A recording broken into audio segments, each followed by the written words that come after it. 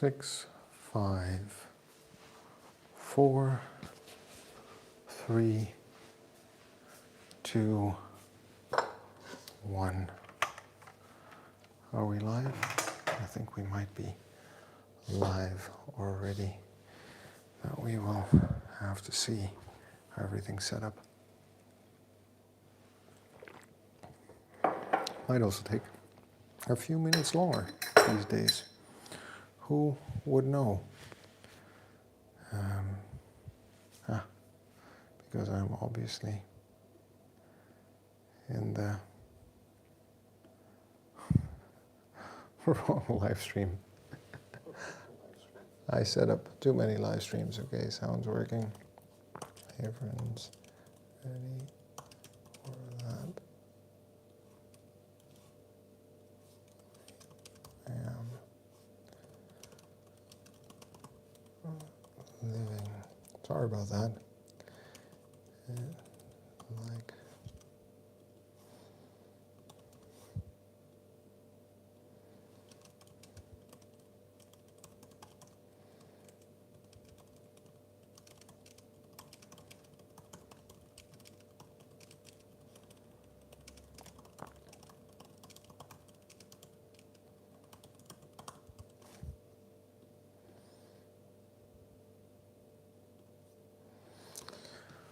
Oh wow, all right, definitely in need of that cup of coffee. Well, there you had me, early morning, trying to get up to speed with the day. We're going to start. I have to edit this. I have to edit this out and get way better at this, or maybe I don't edit it out and we just leave it in for fun. We aren't sleeping enough, and that makes us want to take naps in the afternoon. That's a summary maybe of today's talk, maybe not. Let's see where the conversation takes us. But I think that is a good starting point for us to keep in our minds as we talk about the topic of rest and sleep. For those of you who are watching, my name is Toby. I am 41 years old, and I am training to live an active, self-sufficient, and adventurous life. I do so by minding my sleep. I try to sleep between 7 and 9 hours in a night. I do so by minding what I eat. I try to eat within my energy balance. I try to eat a lot of greens, and I try to eat sufficient protein to support my strength and muscle building goals for longevity.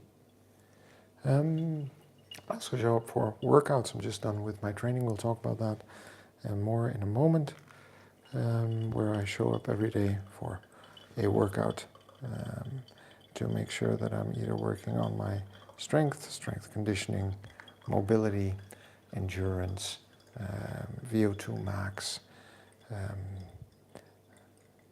or just moving in general.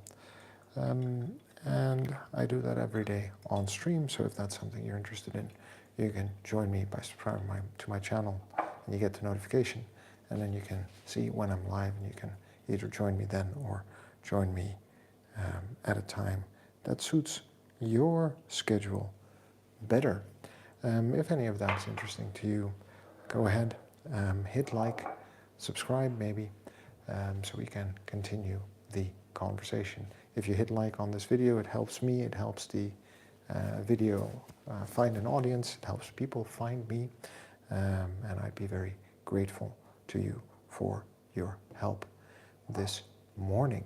Today we're going to talk about today's training, then we're going to talk about rest and sleep, and then we're going to talk about one small change that we can make in relation to sleep that might help us sleep better and therefore get all the great benefits of sleep, because sleep is an incredible tool in our arsenal of health and fitness. And we've got about 10 minutes left on the clock, so I'm going to start talking and keep going. Isaac Guerrero, thanks for dropping by, saying hi. I hope you're doing well, and great that you started working out with kettlebells. I hope that they bring you the health outcomes and the fun and joy that I've gotten out of learning to work out with kettlebells. Find good tutorials and instruction online. Find a good kettlebell trainer. Obviously, I've got a couple of online, but I'm not a personal trainer or kettlebell trainer that can see what you're doing. Be careful, because you know I've injured my back with kettlebells. But if we build up slowly over time and we work smartly and wisely over time and we get stronger over time and we master different techniques over time, then kettlebells can be an amazing tool to help us create and maintain health and fitness. And I appreciate you dropping by, saying hi, and hope you're well where you're at in the world, whether that's the end of the day or the start of the day. For me, it is the start of the day. We are 3 minutes away from 6 a.m. I've already finished my morning workout. Monday morning, light kettlebell training. Why do I do light kettlebell training on Monday? Because on Sunday, I usually do an intense run because I have the whole day to rest and recover, more or less, from that activity.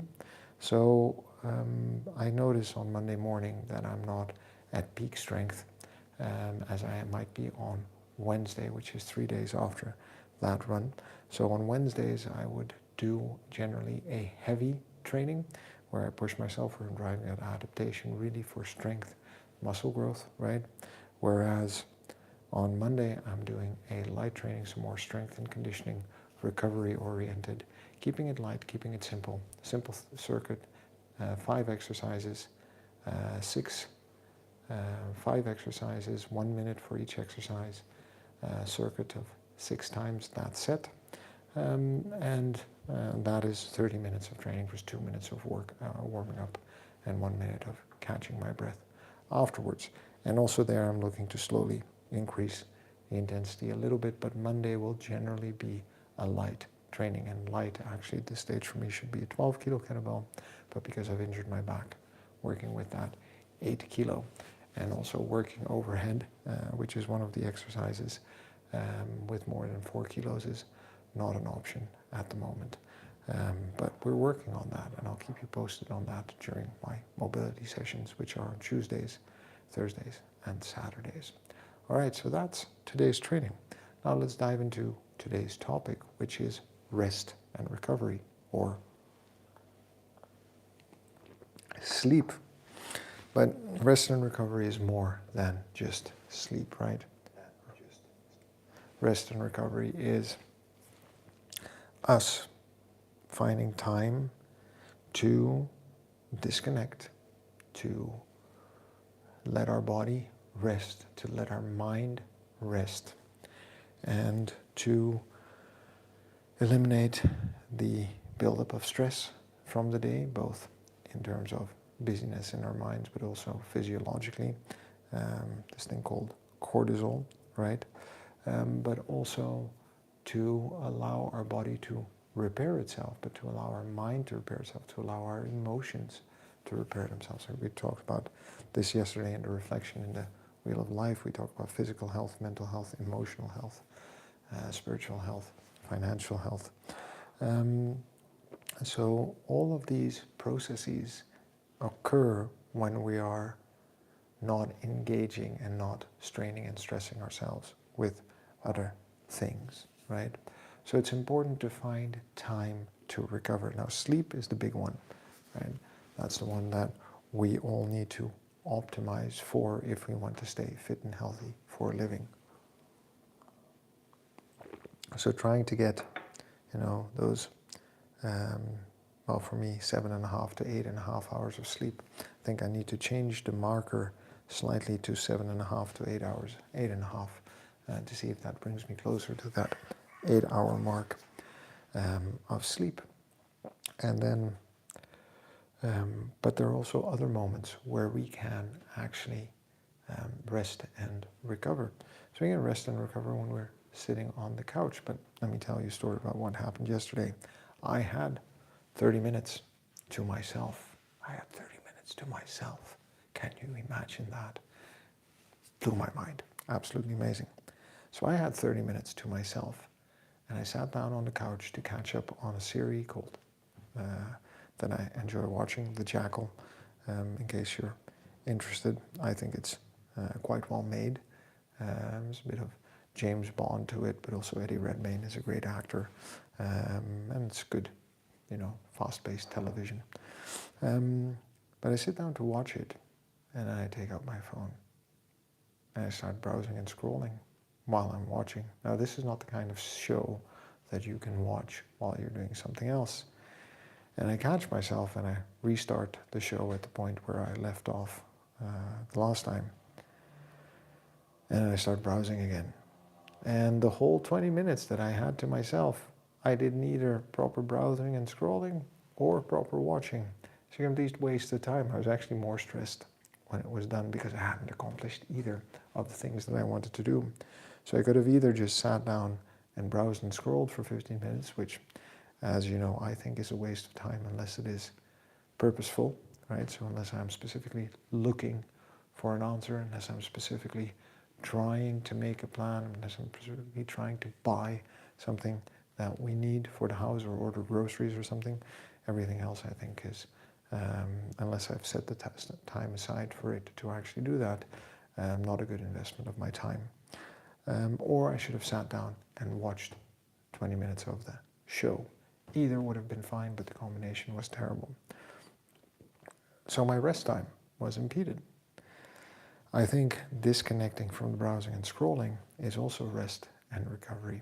Disconnecting from the podcast and the people shouting in our ears is rest and recovery. But we need to remember that we have developed habits and ideas and culture around, well, when we have a moment free, we are consuming content, right? So what do we do when we go for a walk? We plug in because that is our time and we're going to listen to someone telling us how to live our lives. Said the guy with a YouTube channel and a stream about health and fitness, but parking that for a moment. I hope you're finding the right balance between disconnecting and connecting and taking information and not taking in information. So for me, that hour in the morning or those 45 minutes in the morning that I'm out walking are actually incredibly important. That hour of running, I don't run with headphones in.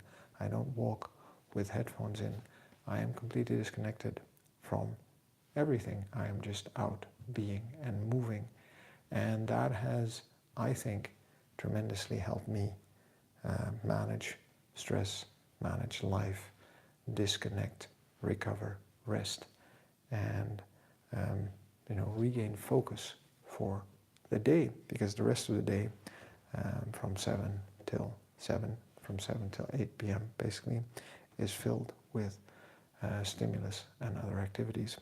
So rest and recovery is not just sleep, it is also disconnecting from information flows, from stress flows, from multitasking, and it is just giving ourselves time to just be with ourselves and exist.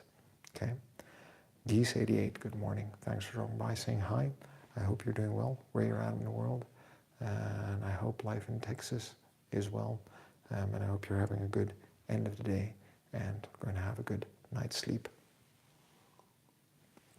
when you get to bed later. I'm having my morning coffee and I am about to go out for my morning walk.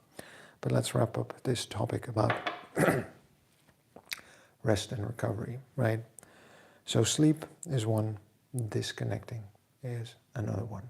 And it is absolutely important that we realize that we live in a world that is constantly bombarding us with information, demands, questions, to-dos, and activities, right? There's always something to do.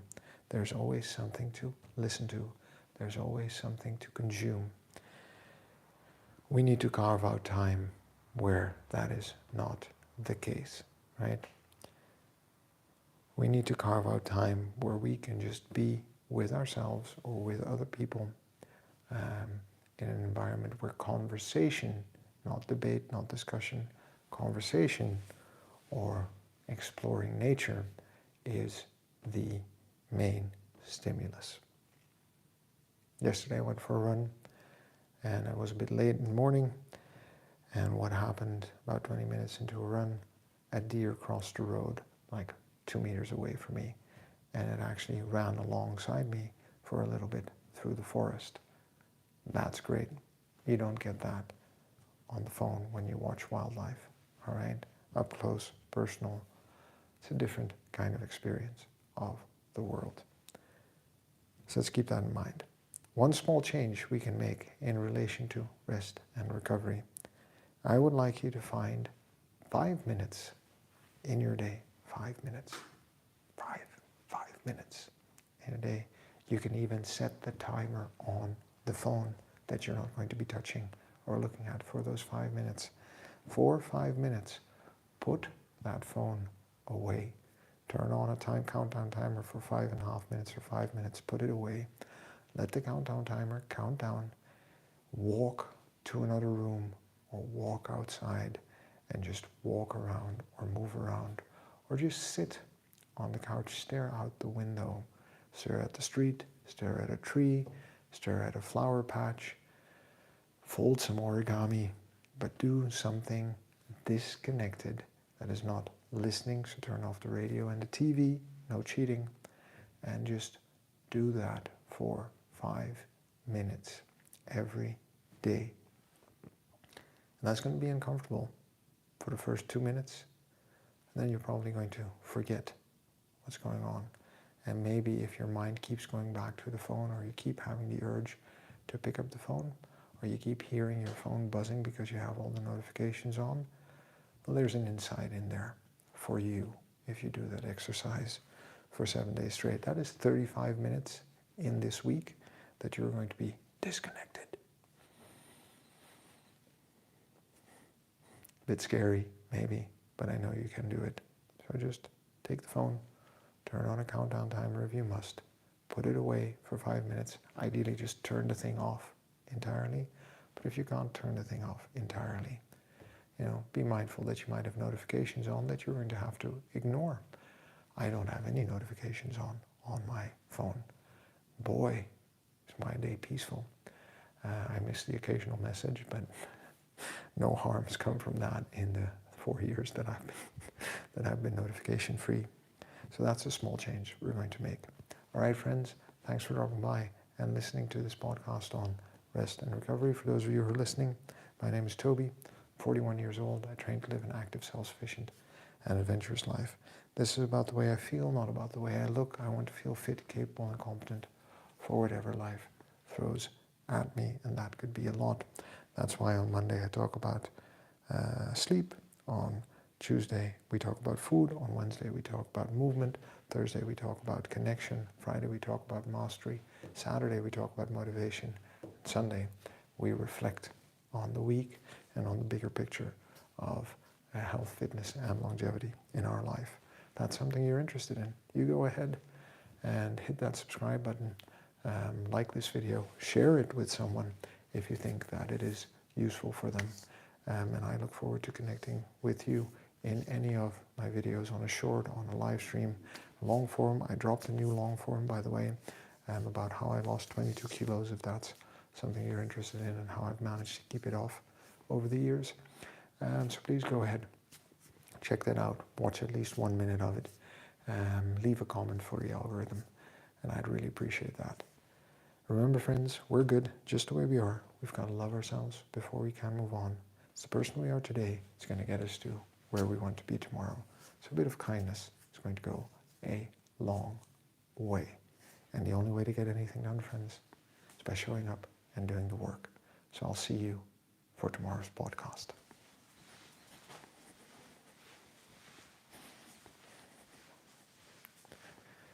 And remember, subscribe.